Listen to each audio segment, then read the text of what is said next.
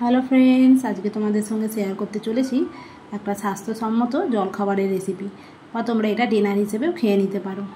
চাল এবং ডালের মিশ্রণে এই রেসিপি ছোট থেকে বড় প্রত্যেকের পুষ্টি হিসেবে এই রেসিপি আমরা বানিয়ে নিতে পারি। এখানে নর্মাল চাল, সেটাকে আমি নিয়েছি 1 কাপ, আর নিয়েছি আমি অড়হর ডাল। তো তোমরা চাইলে অন্যরকম ডাল নিতে পারো, ছোলার ডাল, মুসুরির ডাল, যে কোনো ডাল। এইভাবে 5 ঘন্টা ভিজিয়ে রেখেছিলাম। এখন সুন্দরভাবে ধুয়ে নিয়ে মিক্সিতে দিয়ে নেব, দিয়ে এটাকে একটা পেস্ট বানিয়ে নেব। এই ব্যাটারের মধ্যে আমি দেব একটা কাঁচা লঙ্কা, কয়েক টুকরো আদা, অল্প একটু জল দিয়ে ব্যাটারটা রেডি করে নেব।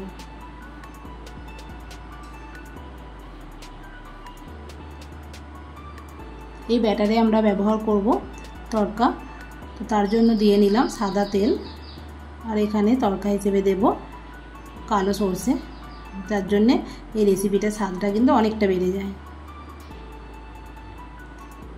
এইভাবে হাই আঁচে আমরা ফোড়নটাকে ভেজে নেব।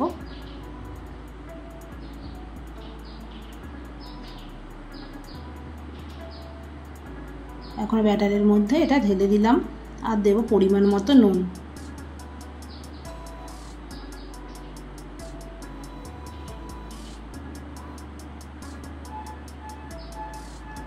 দেখতেই পাচ্ছ একটা ঘন ব্যাটার। এটাতে কিন্তু আর একটু জল ব্যবহার করব আমি, তো অতিরিক্ত জল নয়। ব্যাটারটা দেখে নাও, ঠিক এই রকম ঘনত্ব ব্যাটারটা রাখতে হবে।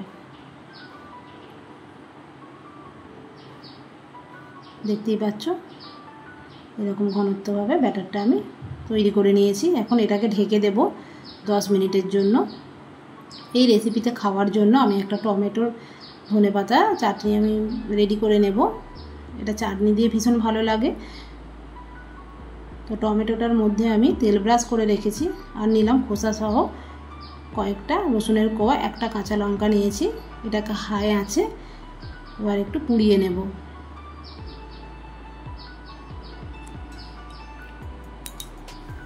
পোড়া হয়ে গেছে, এখন আমি তুলে নিয়ে খোসাগুলো সমস্ত পরিষ্কার করে নেব, রসুন এবং টমেটোর। আর নিয়েছি কিছুটা ধনেপাতা। সমস্ত কিছু ঠান্ডা হয়ে যাওয়ার পর এটাকে একটা পেস্ট বানিয়ে নেব।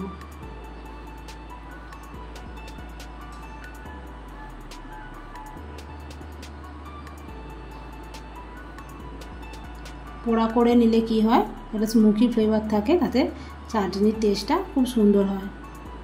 কোনো রকম জল না ব্যবহার করেই চাটনির পেস্টটা কিন্তু বানাতে হবে। এখন চাটনিটার মধ্যে তড়কা দিয়ে নেব। সাদা তেল দিলাম, দিচ্ছি একটা শুকনো লঙ্কা, এখানে ইউজ করছি অল্প কয়েকটা কালো সরষে। সুন্দরভাবে এটাকে ভেজে নিতে হবে।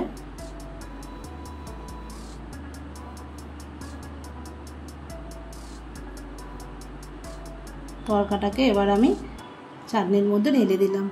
এখানে ইউজ করছি একটু লেবুর রস। লেবুর রসটা দিলে বেশ সুন্দর হয়,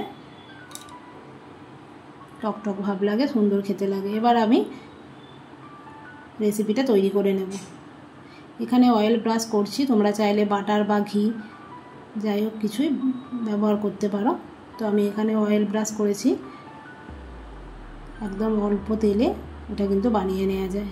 এইভাবে ছোট হাতা 2 হাতা আমি দিয়ে নিলাম, দিয়ে সুন্দরভাবে গোল করে একটা শেপ দিয়ে, আর আঁচটা রাখতে হবে একদম লোতে দিয়ে আমি এখন একটা ঢেকে দেব। ঢেকে দিয়ে বেশিক্ষণ নয়, 20 সেকেন্ড থেকে 25 সেকেন্ডের মধ্যে ঢেকে দিয়েছি। এরপর ওপর থেকে টেনে এলে এটাকে উল্টে দেব। আর ঢাকাঢাকির প্রয়োজন নেই।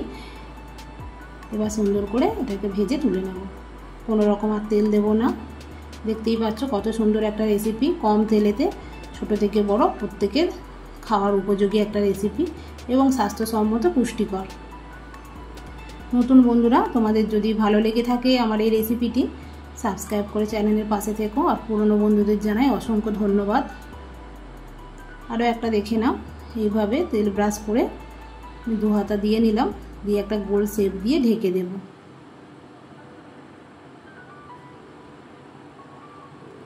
ঢেকে এটাকে 20 থেকে 25 সেকেন্ডের জন্য সময় দেব। এরপর উল্টে নিয়ে ভেজে নিলে রেডি হয়ে যাবে। তো বন্ধুরা কমেন্টে জানিও এই রেসিপি তোমাদের কেমন লাগলো।